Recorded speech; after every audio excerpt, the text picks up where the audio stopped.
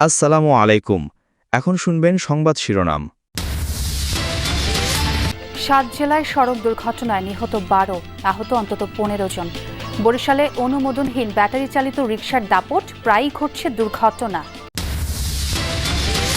নিখোঁজ ইমামকে পঞ্চগড়ে শেকল বাঁধা অবস্থায় উদ্ধারের ঘটনায় গাজীপুরে মহাসড়ক অবরোধ করে বিক্ষোভ। জড়িতদের গ্রেফতারের দাবিতে রংপুরেও কর্মসূচি। শেরপুরের নালিতাবাড়ির একটি গ্রামে মাটি খুললেই বেরোচ্ছে গ্যাস। রান্নার কাজে ব্যবহার করছে কেউ কেউ, ঝুঁকিপূর্ণ হলেও উদাসীন প্রশাসন। ভোলার মনপুরার কলাতলী ইউনিয়নে বিশুদ্ধ পানির সংকট, পর্যাপ্ত টিউবওয়েল না থাকায় খাল বিলের পানি ব্যবহার, ছড়াচ্ছে রোগবালাই। রাজশাহীতে পোষা বিড়াল নিয়ে ব্যতিক্রমী আয়োজন, বিভিন্ন জেলার শতাধিক পশুপ্রেমী অংশ নেন পেট ফেয়ারে। আসসালামু আলাইকুম। এতক্ষণ দেখছিলেন সংবাদ শিরোনাম, এখন দেখবেন বিস্তারিত। ৭ জেলায় আলাদা সড়ক দুর্ঘটনায় প্রাণ গেছে ১২ জনের, আহত হয়েছেন অন্তত ১৫ জন। এর মধ্যে সুনামগঞ্জে পর্যটকবাহী বাস খাদে পড়ে নিহত হয়েছেন মা মেয়ে, আহত হয়েছেন অন্তত ১০ জন। আহতদের বিভিন্ন হাসপাতালে চিকিৎসা দেয়া হচ্ছে। যান্ত্রিক জীবন থেকে দূরে প্রকৃতির সান্নিধ্য পেতে দল বেঁধে বেরিয়েছিলেন সবাই, কিন্তু আনন্দযাত্রা মুহূর্তেই পরিণত হয় বিষাদে। ঢাকা থেকে সপরিবারে টাঙ্গর হাওরে বেড়াতে যাচ্ছিলেন বাংলাদেশ কেমিক্যাল ইন্ডাস্ট্রিজ কর্পোরেশন লিমিটেডের কর্মকর্তারা। সেজুতি ট্রাভেলসের বাসটি সুনামগঞ্জের শান্তিগঞ্জ উপজেলার পাগলা বাজার পৌঁছালে নিয়ন্ত্রণ হারিয়ে খাদে পড়ে যায়। আজকে ঢাকায় বাস অ্যাক্সিডেন্টে 2 জন মানুষ জায়গায় মারা গেছে, আরো 30-40 জন মানুষ আহত হয়েছে। 40 থেকে 45 জন মানুষ, 2 জন জায়গায় মারা যায়। ঘটনাস্থলেই প্রাণ হারান বাসের যাত্রী মঞ্জুরা আক্তার ও তার মেয়ে আয়েশা সিদ্দিকা। দুর্ঘটনায় আহত হন অন্তত 10 জন। খবর পেয়ে ঘটনাস্থলে গিয়ে দুর্ঘটনা কবলিত বাসটি উদ্ধার করে ফায়ার সার্ভিস ও পুলিশ। আহতদের নেওয়া হয় হাসপাতালে। যশোরে বালুবাহী ট্রলির ধাক্কায় প্রাণ গেছে মোটরসাইকেল আরোহী 2 কিশোরের। চৌগাছা উপজেলার জাহাঙ্গীরপুর এলাকায় এই দুর্ঘটনা হয়। পুলিশ জানায়, মোটরসাইকেলে করে চৌগাছা বাজারে যাচ্ছিল ইমন ও আশরাফুল। এ সময় বালুবাহী ট্রলি ধাক্কা দিলে ঘটনাস্থলেই মারা যান 2 জন। এছাড়া লালমনিরহাট ও বাগেরহাটে সড়ক দুর্ঘটনায় নিহত হয়েছেন আরও 2 জন। রাজধানীতেও সড়কে প্রাণ গেছে 1 জনের। বৈদ্যুতিক ব্যাটারি চালিত অনুমোদনহীন যানবাহনের সয়লাব বরিশাল নগরী। চালকদের নেই কোনো অভিজ্ঞতা, প্রতিদিনই ঘটছে দুর্ঘটনা, বাড়ছে হতাহতের সংখ্যাও। কর্তৃপক্ষ বলছে, অবৈধ যানবাহনের বিরুদ্ধে তৎপর তারা। যদিও সাধারণ মানুষের অভিযোগ, অবৈধ বাহন ও বেপরোয়া চালকদের নৈরাজ্যের বিপরীতে পুলিশ ও নগর প্রশাসনের তৎপরতা খুবই সীমিত। টঙ্গী থেকে নিখোঁজ ইমামকে পঞ্চগড়ে শেকল বাঁধা অবস্থায় উদ্ধারের ঘটনায় ঢাকা ময়মনসিংহ সড়ক অবরোধ করে বিক্ষোভ করেছেন মুসল্লিরা।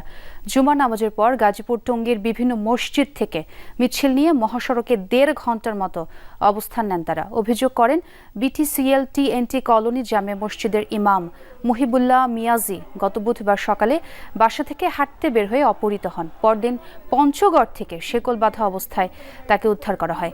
আন্দোলনকারীদের অভিযোগ, অখণ্ড ভারত ও ইসকনের পক্ষে তারা কথা বলে তাকে নানা সময় উড়ো চিঠি দেয়া হয়, না মানাতেই অপহরণ করা হয় বলেও দাবি করেন তারা।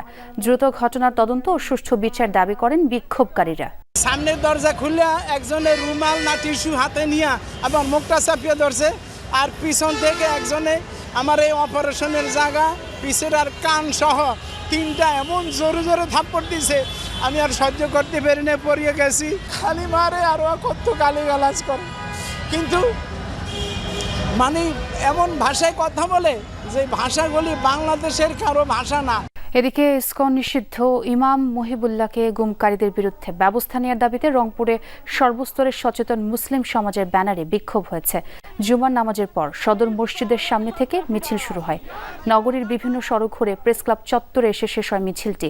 এ সময় তারা বলেন, পরিকল্পিতভাবে দেশে বিশৃঙ্খলা তৈরির চেষ্টা চলছে। এরই অংশ হিসেবে গাজীপুর থেকে ইমামকে গুম করে সীমান্ত এলাকায় নেওয়া হচ্ছিল। শেরপুরের নালিতাবাড়িতে মাটি খননেই বেরোচ্ছে প্রাকৃতিক গ্যাস।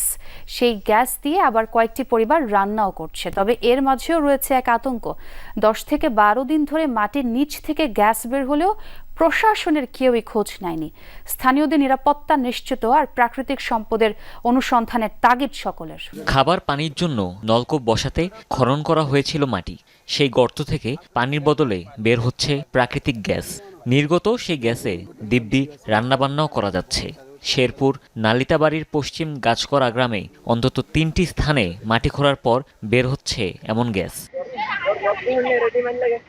গেল মঙ্গলবার গ্রামের কৃষক নূর মোহাম্মদ পানীয় জলের জন্য সাবমার্সিবল বোরিংয়ের কাজ শুরু করেন। 40 ফুট অতিক্রম করার পরই মাটির গভীর থেকে চাপ দেখা দেয়। পরে বুদবুদ শব্দে গর্ত থেকে বাতাস বের হতে থাকে। আগুন জ্বালালেই নিশ্চিত হওয়া যায় মাটির নিচে গ্যাসের উপস্থিতি। পাইপ মনে করেন উপরে তুললে হলো, পরে মিস্ত্রি ডরায় তাড়াতাড়ি করে পাইপ তুললে আসে, এখানে আর উঠবে না। এখানে না হইলে পরে 2 নম্বর জায়গা আছে, ওই জায়গা তো একই অবস্থা হইতেছে। ওই বোর্ডিং থেকে আরো 20 ফুট ফাঁকে আর একটা বোর্ডিং করে সেম একই অবস্থা। সেখানে 50-60 ফুট নিচে যাওয়ার পরে আবার বড় করে গ্যাস ওড়া শুরু করে। 7-8 দিন ধরে আর কি এই চুলার মধ্যে আমরা রান্না বান্না করতেছি।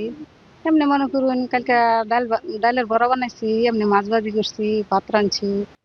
এক কলসি বিশুদ্ধ পানির জন্য পাড়ি দিতে হয় 1.5 কিলোমিটার পথ।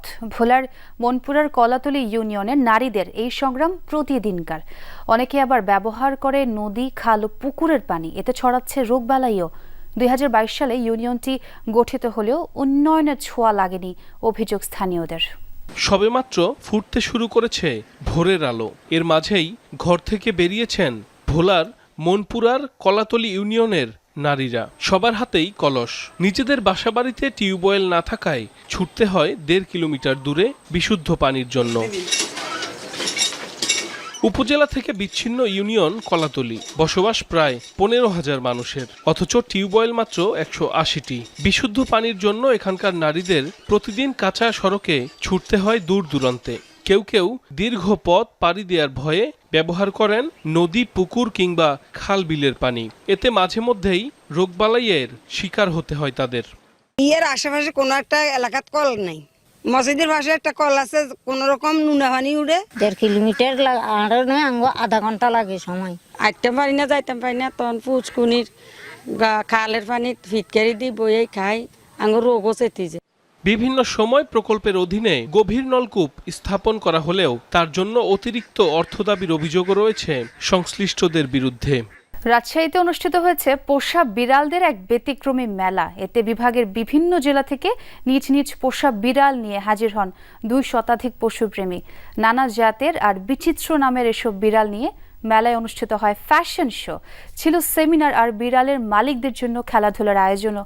6ঠবারের মতো পেট ফেয়ার নামের এই আয়োজনের উদ্যোক্তা ছিল পেট ওয়ার্ল্ড রাজশাহী। র্যাম্পে চলছে ক্যাটওয়াক, মানুষ নয় মডেলরা সব বিড়াল। ছুটির দিন শুক্রবার সকালে নানা জাতের আর বাহারি নামের এসব পোষা বিড়ালের মেলা বসেছিল রাজশাহীর একটি কমিউনিটি সেন্টারে। বিভাগের 8টি জেলা থেকে বিড়াল প্রেমীরা নিজেদের পোষা প্রাণীকে নিয়ে যোগ দেন মেলায়। শতাধিক বিড়ালের এই সমাগম মুখর ছিল নানা বয়সী দর্শনার্থীদের ভিড়ে। এটা খুবই ভালো লাগে, প্রতি বছরই এরকম হয় রাজশাহীতে। পেট ওয়ার্ল্ড যে প্রতিষ্ঠানটা, এটা প্রতি বছরই এরকম সুন্দর একটা আয়োজন করে থাকে এবং আমরা এখানে পার্টিসিপেট করে থাকি। বিড়াল প্রেমীরা জানান, এরকম আয়োজনে অংশ নিলে তাদের প্রাণীদের ভয় কেটে যায়, মানুষের সঙ্গে যোগাযোগও তৈরি হয়, যা পোষা প্রাণীদের নিরাপত্তা বোধের জন্য অত্যন্ত জরুরি। প্রোগ্রামটা খুবই ভালো লাগছে, এখানে অনেক ধরনের বিড়াল এসছে, দেশি বিদেশি বিড়াল ছাড়াও আরো অনেক প্রাণীরা আসছে।